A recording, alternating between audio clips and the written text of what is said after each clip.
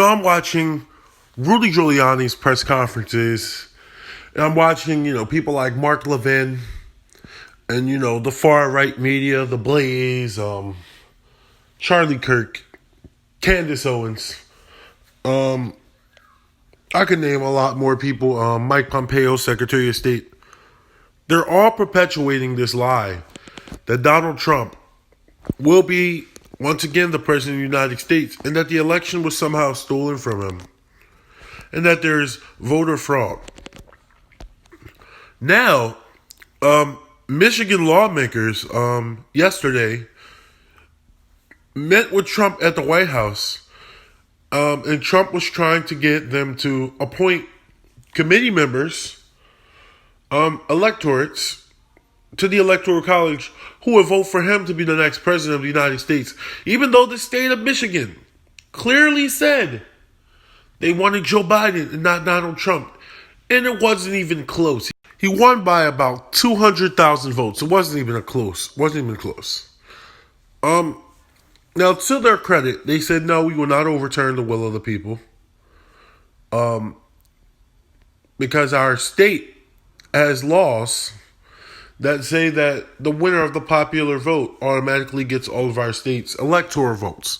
Now, what are people saying in the media? They're saying, oh, well, technically, the Electoral College can vote for anyone they want as president. So, basically, if you look at this election here, back in this time period, this one instance where the election was unsure in the 1800s, basically, you can just give your electoral votes to anyone you want and put whoever you want in the White House. So, yeah, do that. Overrule the people. Yes. Dictatorship. I mean, American democracy.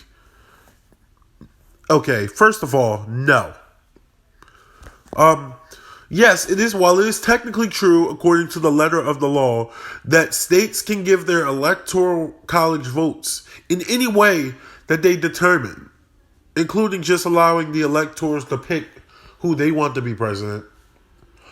Each and every state has rules that dictate who will be, that the person, each and every state has their own version of rules that say the person who wins the popular vote gets all the electoral votes, or they might say we'll split the electoral votes between the candidates depending on the popular vote. Like, I know there was one state where Trump won the state, but Biden got, one or two electoral votes from the state because their state splits their votes, So each state has rules. And these rules are according to law, and people are being asked to violate these laws so that Donald Trump can hold on to power and be reelected as president. Guys, it's time to call this what it is. This is an organized coup to oust Joe Biden as president of the United States and to get Trump a second term, overruling the will of the people. Now, I know people don't like that term. I know people don't like it. They don't like when you say something's a coup because they think of Venezuela, or they think of things that have gone on in the Middle East, for instance, like Iraq or Iran, which, by the way, those coups were organized by us. But I digress. They think of Fidel Castro and or Putin, or they think of a coup, and they think this could never happen here. It's literally happening here. It's literally happening here. This is a coup. The media, the President of the United States, and his administration, as well as several prominent Republicans, are attempting to sway people's opinion on the election and to steal this election. It's called a coup, okay? It's a coup.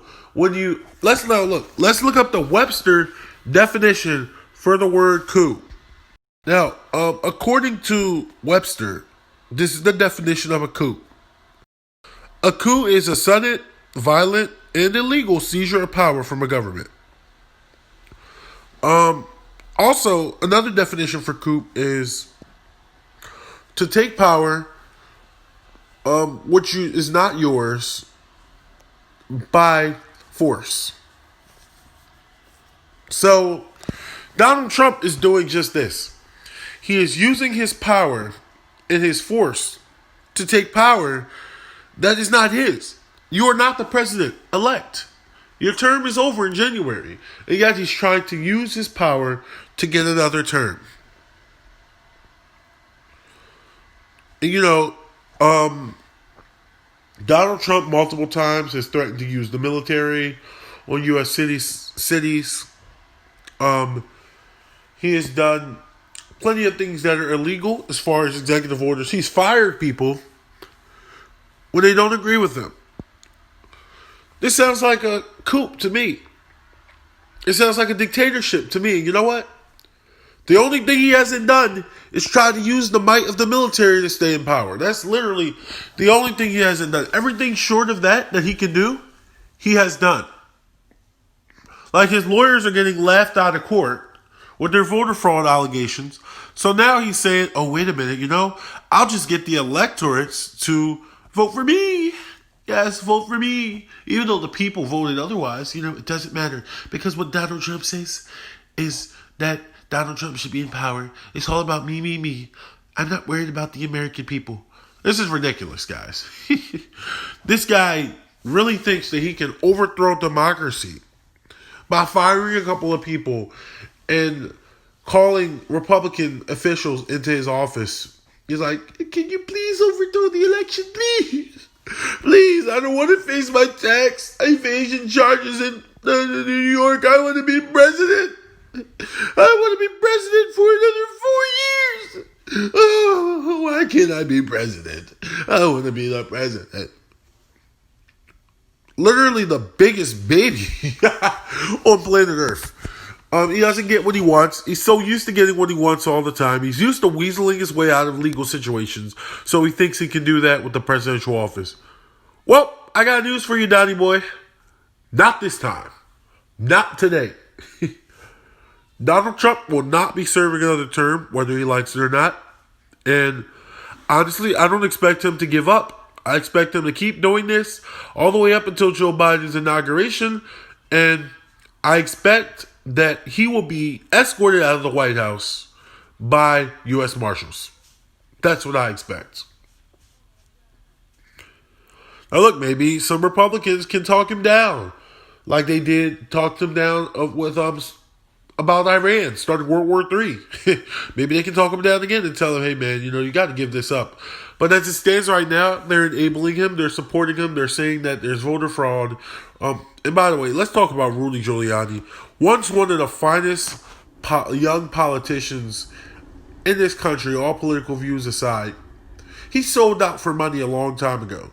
He switched parties when it was convenient so that he could get paid. And now he's done a lot of things with racial policies to make himself look better while simultaneously stirring up division while he was the mayor of New York. And now he's reduced himself from being a presidential candidate to being Donald Trump's lawyer and basically getting laughed out of court. He is a shell of a man. He is a sad man. He is a shell of his former self. Just like the hair dye that melted off his hair, the grip on power that Donald Trump has is melting through his hands.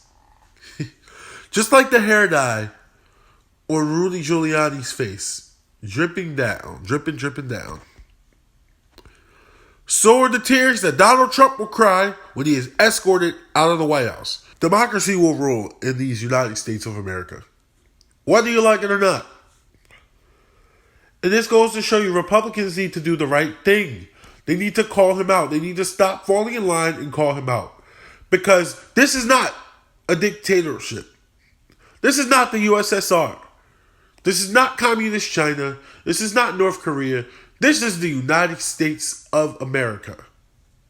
This is the most free place on earth.